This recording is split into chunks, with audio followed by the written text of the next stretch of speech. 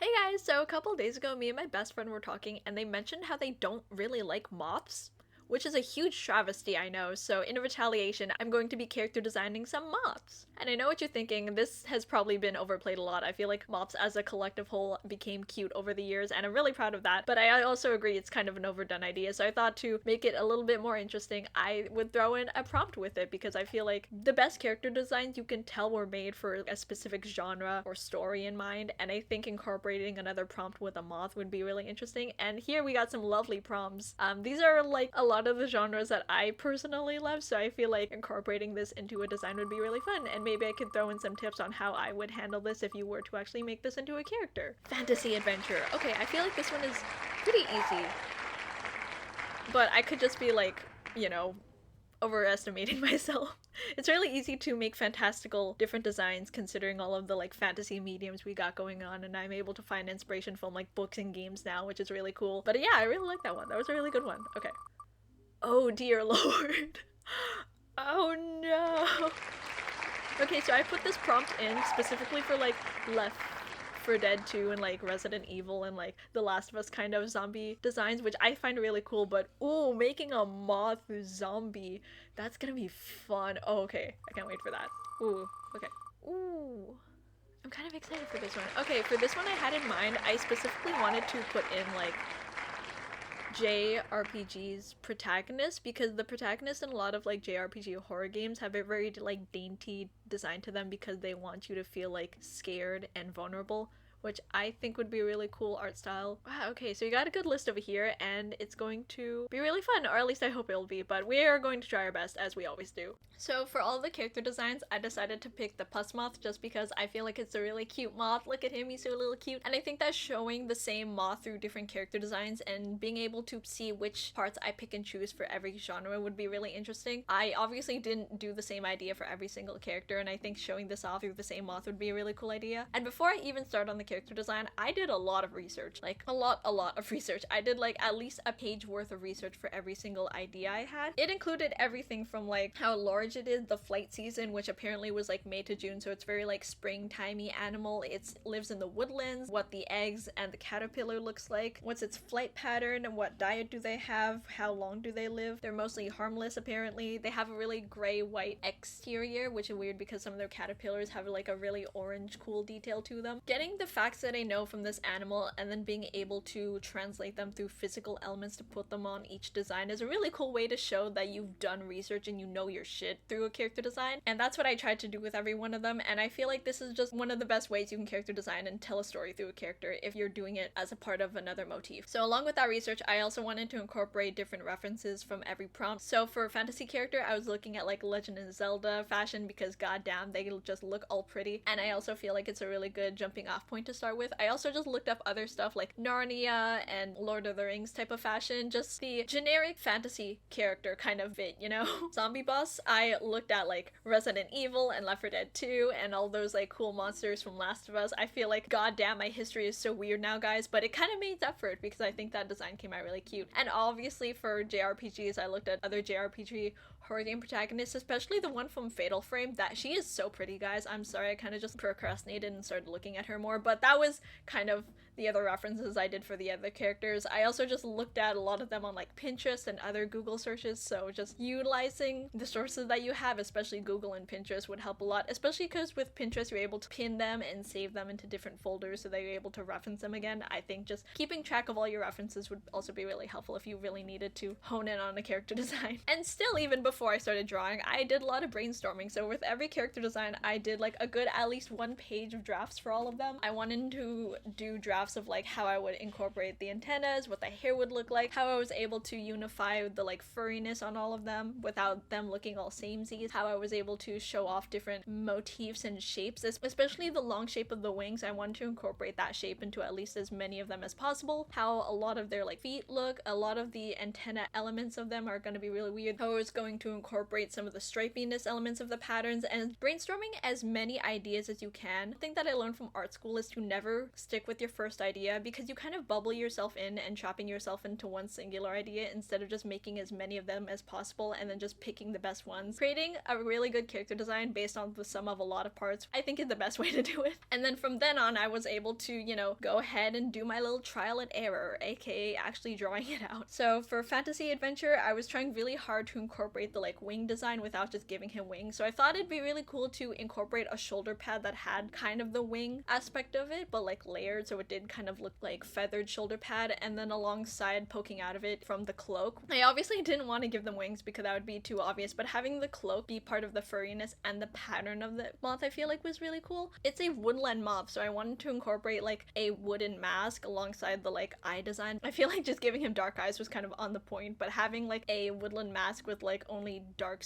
slits coming out of it would be a really cool way to incorporate that. I gave him like messy shaggy hair to show off more of the furriness of it, and their like antennas and stuff are kind of like, and the little hands and legs that they got are very skinny with like black and white stripes, so I tried to incorporate that through like gloves and like how the shoes are kind of striped, and I think he came out pretty well. I feel like choosing this pose was kind of not the best choice because I wanted to show off more of the character design, but because he's like crouching down, you're not really able to see the proportions and even the like hip armor that I gave him, which I think looks really cool, but you can barely see in this pose, so I don't know why I picked it. So I would have definitely picked a different pose if I was going to illustrate him again. I also really don't know why, but I feel like he should have a weapon, and I didn't think about a weapon for some reason. So next time I'm definitely gonna add like some type of weapon or something. I don't know what I was thinking, especially because he is a passive moth that I based him off of, so maybe like a defensive weapon like a shield or like a spear could have really helped. And I don't know, I think it still came out really well. I think you could definitely tell that it is based off an animal of some sort, whether you read it as like this specific moth or not. I think he came out really well. I feel like this character would be a really nice friend for some reason, and I don't know why. But yeah, that's my fantasy adventure based off the pus moth, and I think he came out really nice. Okay, zombie boss.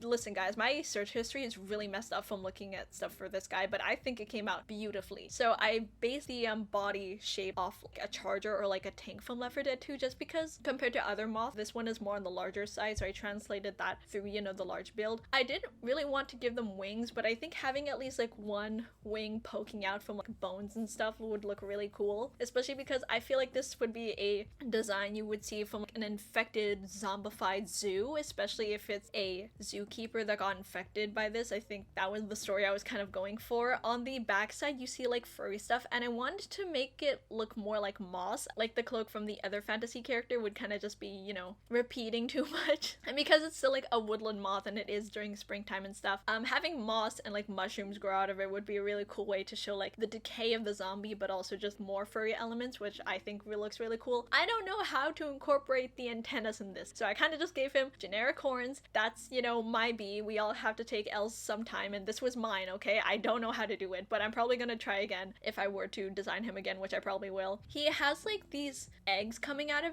him, and I wanted to showcase the like moth eggs for this moth to look really cool, and just seeing a zombie with eggs attached to him kind of gives me a sense of dread because it's like, oh my god, there could be more of them. I think that looks really terrifying. I don't know about you guys. I'm not really much for drawing gore. I don't think I've really tried it before in an illustration, but if I were to do this again, I would definitely add some type of gore elements. I know I kind of just have like a little cut in his head and like a little like gash in his waist, but I really wanted to show more like maybe guts dripping out, maybe have the eggs inside and having his chest open up to see that. I feel like that would have been really cool. The caterpillar for this specific moth actually has like a cool tail part of it that I wanted to incorporate at the other arm, so that's why it kind of looks like that. It's kind of black with like a little orange bits at the end, and I feel like as a zombie enemy you can definitely see him like whipping it around trying to like find you or grab you, which, oh my god, that sounds terrifying. And I tried to show that in the other leg too, how maybe it could be another type of antenna tail type of thing. And then the other leg I kind of just showed a generic zombie leg with moss coming out of it, but I still wanted to give it that black coloration to show the black bits of the moth. I think he came out really cool. I think story wise I definitely wanted this to be an infected zookeeper by this like monster moth, so maybe having zookeeper elements popping out of that would be really cool. I kind of just let him be a generic zombie, but having maybe a zookeeper badge or like a hat be part of his design would have been really cool, would have been more interesting. But I still am really happy with how he came out. I think as a draft this was a really good jumping off point to me, at least. So if I was definitely going to do him again, I would, you know, fix the horns first of all, because why did I add that? I also maybe would change his face to look more bug-like, but I think as a zombie, this still kind of just reads as like a infected moth zombie, and I'm really proud of how it came out, and if I did see this in a game, I would definitely run away and scream. So for JRPG protagonist, like I said, I was going to do this more like a Fatal Frame kind of protagonist, Yume Nikki kind of guy, and I don't know why, this design was kind of a struggle for me. I don't know about you guys, but a lot of JRPGs don't really use animal motifs, so trying to incorporate this into like a really cute, dainty character design that's ready for horrific events was kind of a struggle for me, but I tried my best. So I incorporated obviously the wing design into her hair. I think pigtails for characters really shows that it's kind of like an innocent kind of looking character, and while I was doing pigtails myself in order to like kind of get the feel for this character, my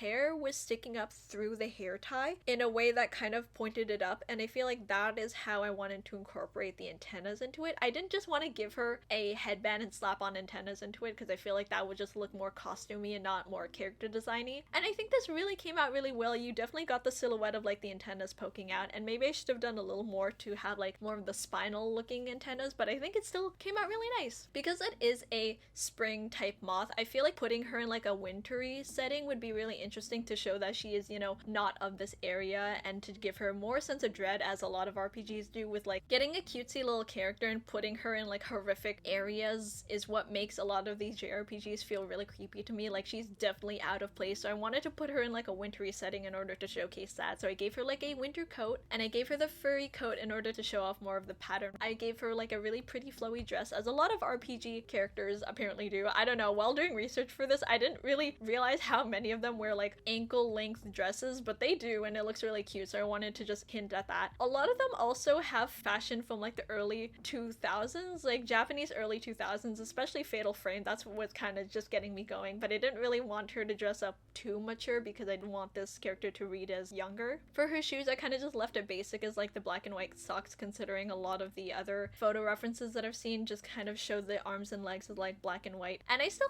think she came out really cute. If I were to add a little more to this, I definitely wanted to maybe showcase some personality into her. I know that she's kind of probably going to be a quiet, curious type of person, as a lot of JRPGs protagonists are, but there's not much reading in her face, and I kind of wanted to add in more subtle elements into it if I was going to redo this, like jewelry or gloves. I feel like giving her more like a royalty kind of look would have also helped add in some more details, but I still think she came out really cute. I think that if I were to play her as like a JRPG protagonist, I would be really bad if I let her see something horrific, which they probably will see anyway, but it's still not as bad. So that's how they came out. I am really proud of a lot of them.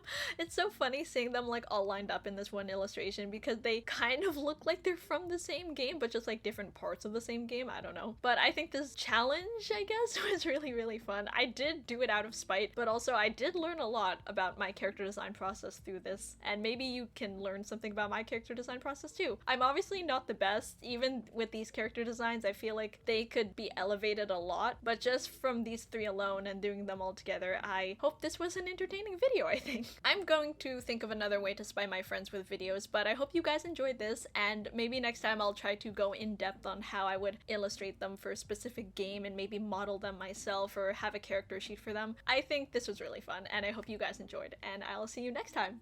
Bye!